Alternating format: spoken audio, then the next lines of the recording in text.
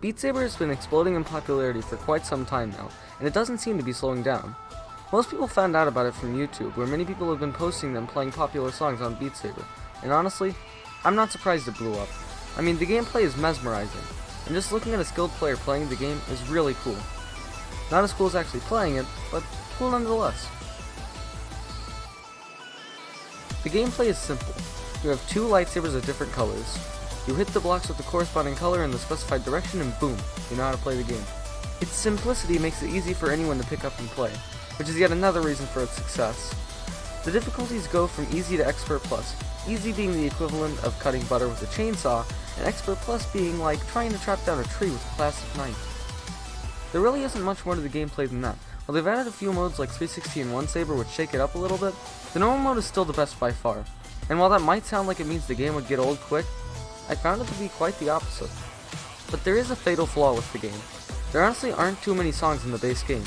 Sure, some people may want to buy the DLC, but I'm not a fan of any of the music that they have for sale right now. This is where mods come in, and honestly, if this game didn't have mods, it would be dead. While I personally like a lot of the music from the Beat Saber soundtrack, I still vastly prefer playing music that I listen to on a regular basis, like video game and anime music. Luckily, Beat Saber is a really easy game to mod. It basically comes down to downloading some stuff and pressing like 3 buttons. And while there are some other mods like custom sabers, most people are content with just custom songs. When you download mods on Beat Saber, the amount of gameplay is limitless.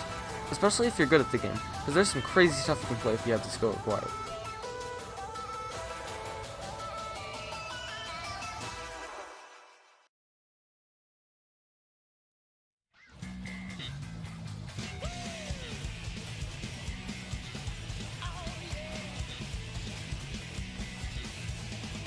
The only thing stopping this game from going completely mainstream is the price tag. Not necessarily on the game, but on VR itself. It's expensive.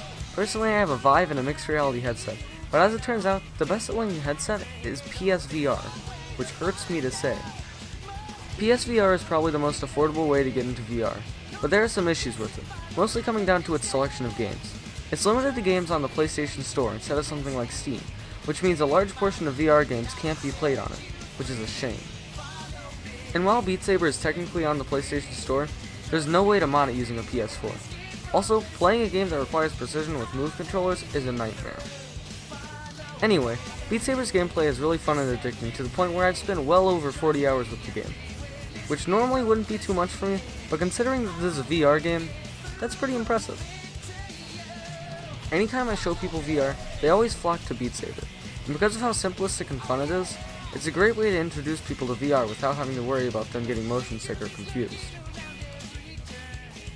I would love to say more about this game, but there really isn't much left to be said.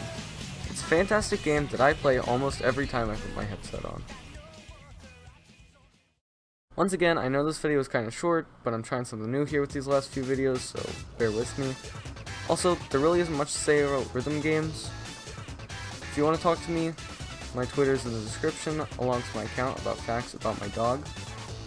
And I hope to see you all later. Goodbye.